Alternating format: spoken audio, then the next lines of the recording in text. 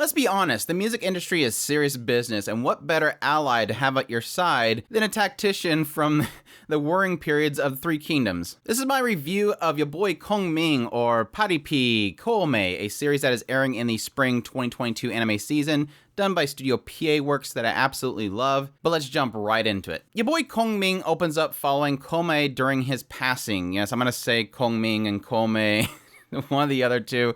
Same thing to me. But during his passing, he's obviously reflecting on his life and the battles that he was going through, and he desires that he would be reborn into a world that is without war. Well, thankfully for him, he gets quickly shuttled away into the world of current times, Japan. And upon arriving here, he apparently believes that he's in hell because Japan's currently having a Halloween celebration, so he thinks he's actually arrived in hell, and so he's kind of going with the flow, and everybody's kind of realizing, man, you look just like Koumei. You're so amazing. Your cosplay is fantastic, and start dragging him in different places until eventually he comes to a nightclub where he listens to the music of Eiko, a singer that is there, and he's quickly entranced by her. Well, following this, he ends up running into her at that same bar, says how much he was bewitched by her beautiful, hellish music. And later on, she finds him drunk and passed out somewhere and decides to bring him home. I'm not sure why you would do that, girl.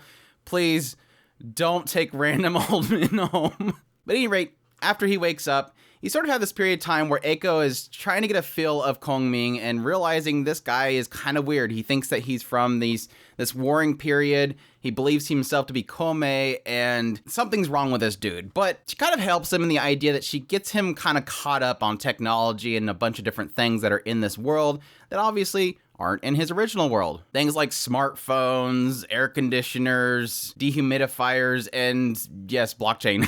It's like you could skip that part. And additionally, she kind of introduced him to the new style of music, which he's sort of interested in. He's very fascinated by music and what it's kind of become. Yes, there's some things that are still kind of like, what exactly is this and what's the point of this music? Overall, he's kind of fascinated by it, and obviously he's still kind of entranced by the music that Eiko once sung the night before. Well, after he asks her to find a job, she ends up taking her to the club that she works at, where, thankfully for him, the owner of this club is a huge Three Kingdoms fan, and so when he's presented with this idea that this guy is claiming to be Kongming, he's like, well, what happened here? Why did you entrust this part of this battle to this guy? He's obviously wasn't able to do it, and Kongming gives him a really honest answer, which to the owner makes him realize, yeah, you're definitely this person. I'd love to have you here. So he becomes a bartender there. And this is where we get into kind of the crux of the story itself. Kongming, now listening to Eiko sing once again, he's once again entranced by her and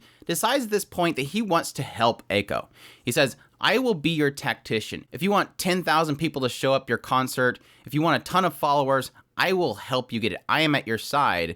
And that kind of obviously makes her a little emotional, but she decides at that point, yeah, okay, I will allow you to essentially be my tactician, sort of manager, if you want to call it that. So it essentially follows Eiko. She's trying to become a hit singer while she at her side has a tactician from the Three Kingdoms era. And with the second episode, we pretty much have our first scenario where we finally see Kongming in action. There's a situation placed upon Eiko where all the odds are against her. There's multiple stages. There's somebody that's purposely put her at the same time slot that she is just to draw the crowd away from her, and Kongming is put into action. What kind of strategy can he put into play to get people to go to Eiko? So my thoughts on your boy Kongming or your boy Koumei, depending on how you want to say it. Again, I don't care. I know I'm going to get people saying something. Yeah, this series is fantastic so far. I'm surprised how much I'm enjoying it, despite the fact that I do have my hesitations around it.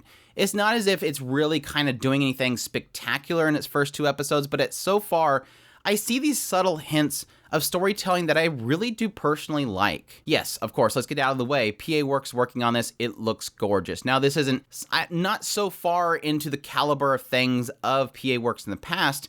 It's definitely up there for them. I mean, especially the whole scene where Eiko is playing her guitar for Kongming, and oh, it was just a gorgeous scene. Just the animation they put into her as she's singing the song and strumming the guitar.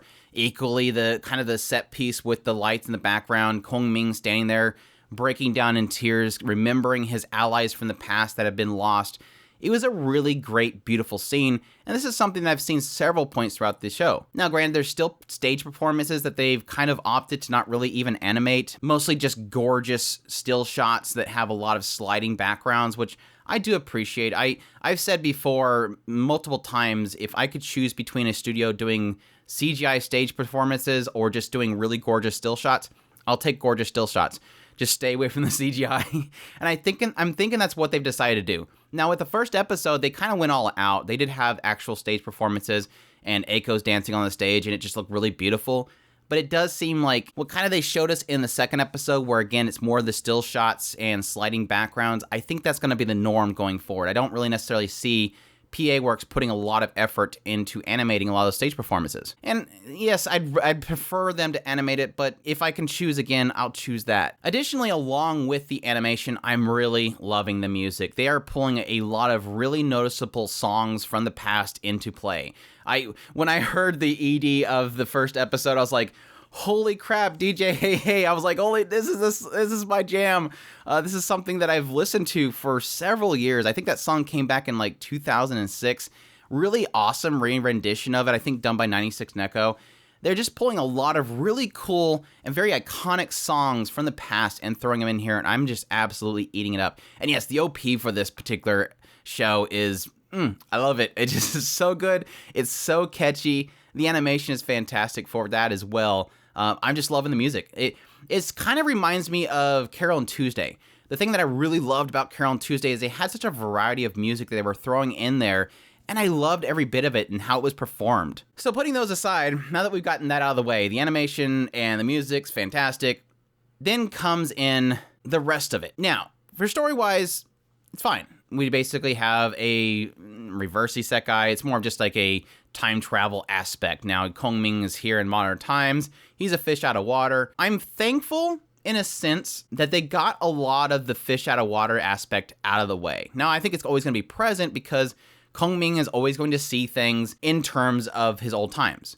He's always, when he does his tactician stuff, he's like, well, I did this pillar of mazes that basically threw off this army, and I'm going to use it here. But the crux, that whole aspect of like, what is this thing? Why do I see pictures on this tablet?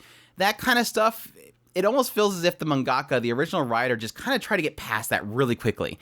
Having like kind of, well, let's call it a training montage in this one evening span where Eiko just kind of pours a bunch of knowledge into Kongming. And he recognized that. It was really cool that he's like, You've bestowed upon me knowledge, and I will use that to benefit you.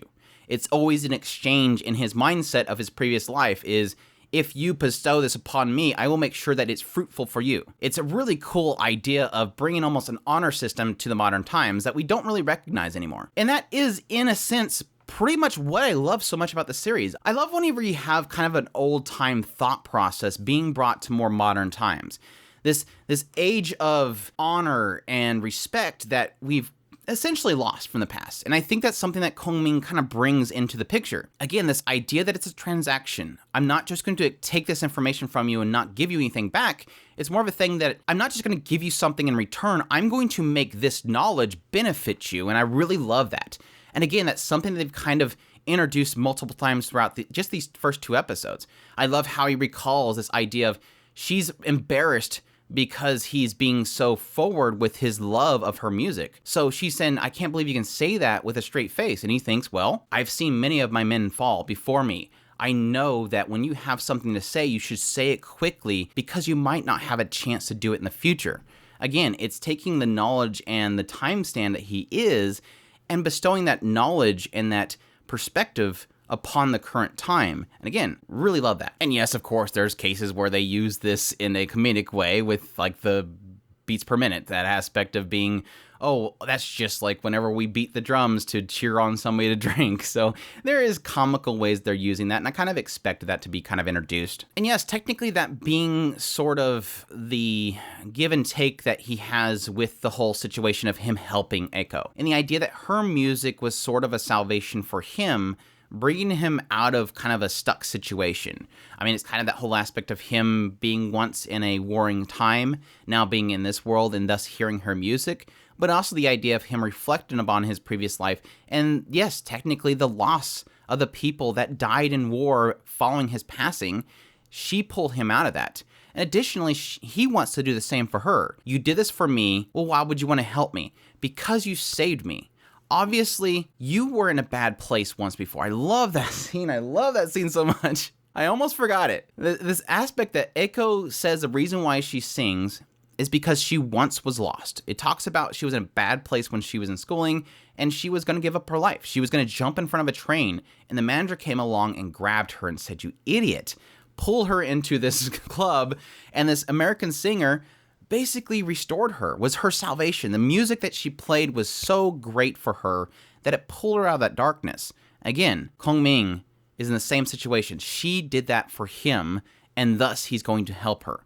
And having that acknowledgement to Eiko that she can do that too, like she can pull somebody out of darkness as well, is all the inspiration she needs to push forward once again. And that scene was so great. It's so great.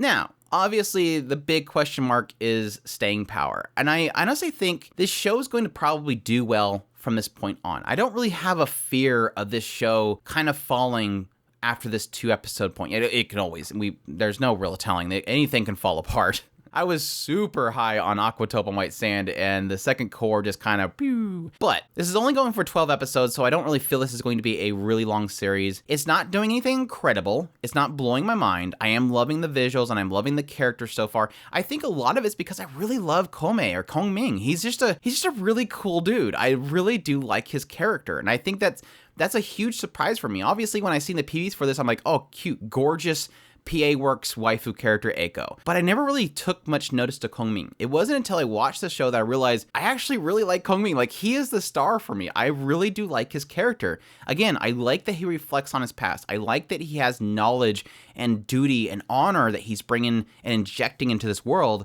that I really do find refreshing. But I think because it's not trying too hard to really do anything that's blowing me away, I feel like it can keep a standard pace. Like, I don't feel like I'm going to have a drop-off point after this because it hasn't done really anything that says, oh my gosh, this is amazing.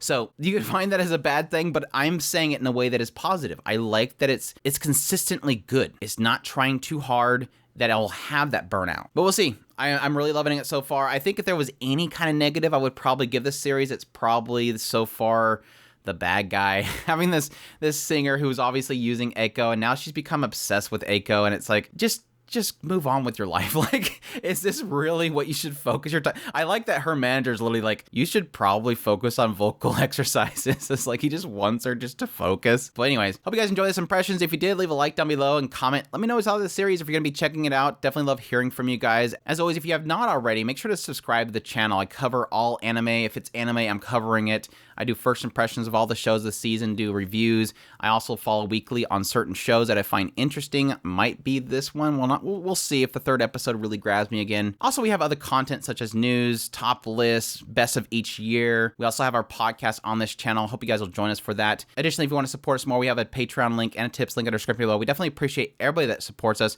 and y'all take care.